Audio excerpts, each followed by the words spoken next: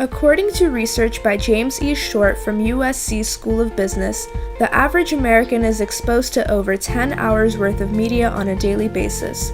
That's over 10 hours worth of television, film, music, billboards, and magazines.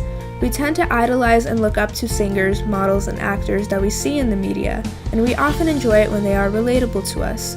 But what if we don't see ourselves in the people we see most? I can distinctly remember watching Hannah Montana and other shows that were poppin' at the time and stuff. That portrayed the quintessential American experience, going to middle school and having your lockers near your friends and all that cute stuff.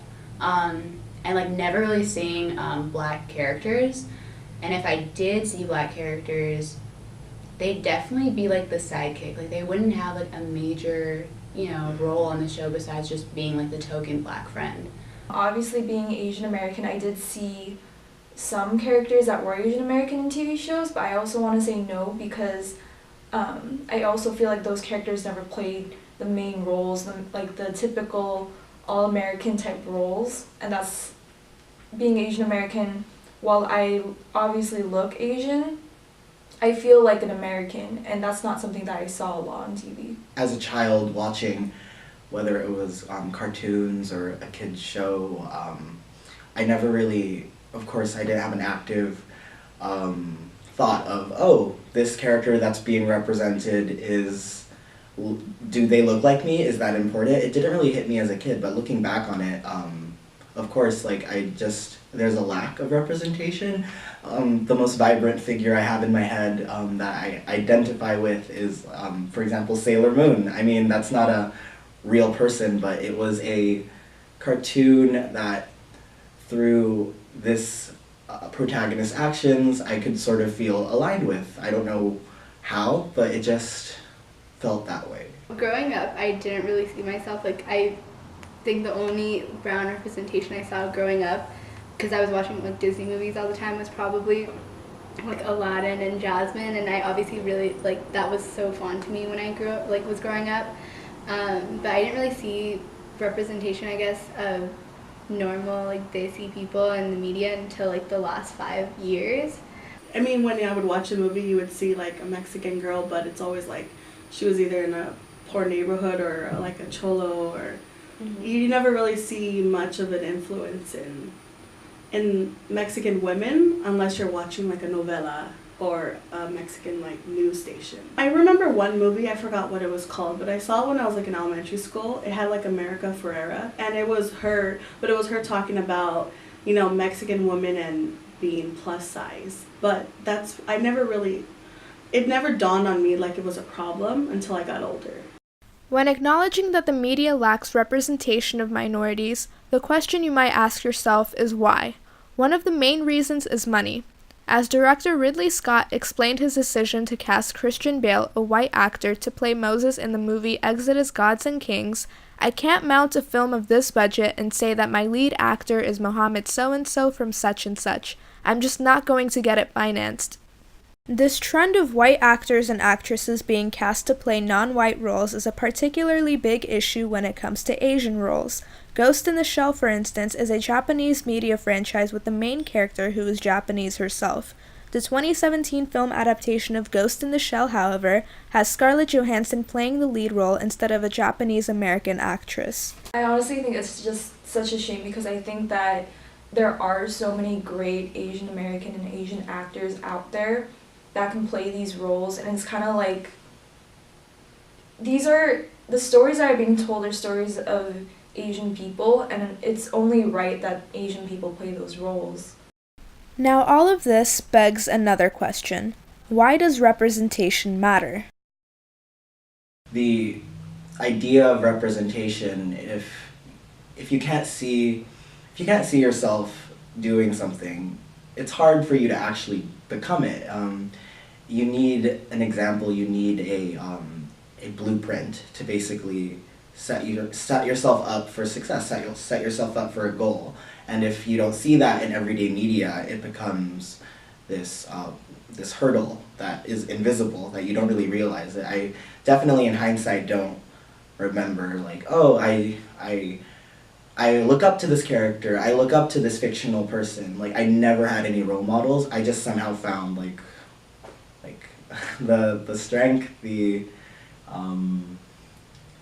whatever it took for me to go through something. I didn't really need a role model. I just was like, okay, I can just derive this power from myself, other sources. But definitely, I have no memories of media like sustaining that for me. If anything, I critiqued it, and I wanted, as I grew up, I became more bitter, and I was like, why don't I see people and main characters of storylines be representative of who I am without being like distorted or whitewashed.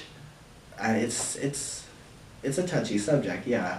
Now we understand the issue of underrepresentation, but what about misrepresentation?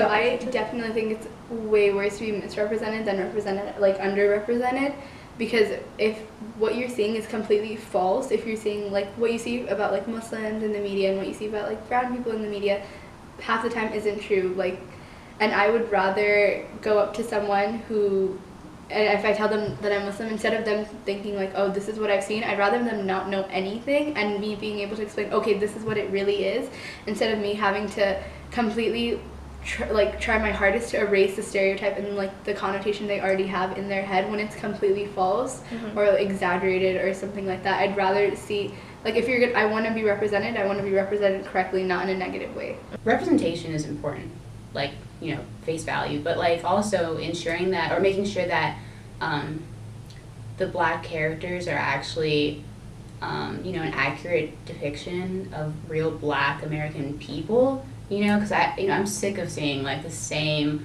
you know, characters that are like perpetuating the same stereotypes. Like, that doesn't really advance anyone, that doesn't make anyone feel better about themselves. You know, this is what people don't quite understand about black representation in like mainstream films. It's that we're not looking for another slave movie. Like, we're not looking for another, you know, growing up in the hood, dealing drugs and stuff. We're not looking for that sort of portrayal. And I know there's a story there, there's an important story there, but there's also important stories in like, you know, how black women advance like, you know, our aerospace programs and all that sort of stuff, you know? So I think what was important about the films that came out this year is that they diversified the black experience, at least to the mainstream American audience. And I think, like, especially me, because even before the year, you know, 2016, I felt proud to be black. But after seeing those films, I felt even prouder. Because, like, you know, people, if they didn't know before, like, they know now, black artistry is amazing. It's phenomenal.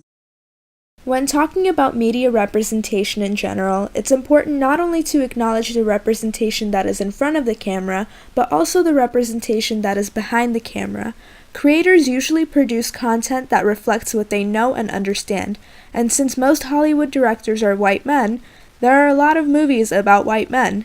Perhaps we must first see more diversity behind the scenes before we can see it on our screens. I mean, you have a voice from the inside, you know, saying like, hey, if you have someone on the inside telling the creators like, hey, why don't we try this person, or why don't we try this idea, it's going to open up their mind. But if there's no one on the inside bringing up an idea, it's not going to cross their mind. So what I want you to do right now is search up magazine cover. Magazine cover. Yeah. Alright, cool. So like scroll through whatever images there are, and I want you to tell me, do you see much of yourself in any of these magazine covers? Definitely not. No? Yeah. Just keep scrolling. I'm going through the first row, no Asian man. Second row, no Asian man. Daniel Radcliffe is not an Asian man. No, so I see a lot of white people. There's some African Americans. There's like Rihanna and Beyonce.